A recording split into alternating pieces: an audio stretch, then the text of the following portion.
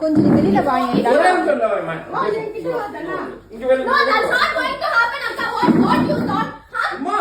என்ன சார் இது?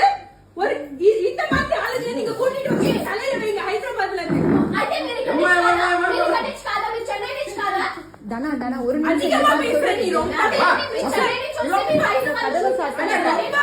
தனா எல்லாம் மீறி போயிட்டு நான் சொல்லல நீ எట్లా మాట్లాడుకుంటా నాకే సంబంధం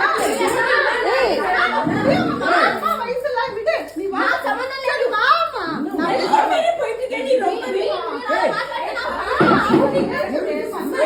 சந்தியா தனா அது என்ன தனா சந்தியா என்ன பிராங்க் பண்றீங்களா இந்த விஷயத்தை?